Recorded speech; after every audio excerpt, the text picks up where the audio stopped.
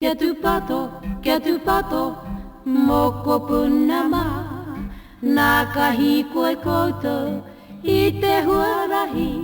Kia tu pato, moko punama.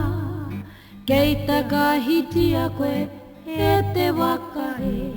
Tuatahi e tū, tuarua, whakarongo, tuatoru, titiro. Taha matau, taha maui, taha matau, ano. Mehe me kei te wapea, te huarahi e. Whakawhiti, whakawhiti, whakawhiti mō koe. Kia tu pato, moko punama. Nā ka haere koutou ki te taone nui.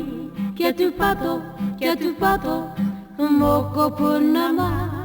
Mā ngā reiti ātanga arahi i a koe. Tero e tū, karaka tatari.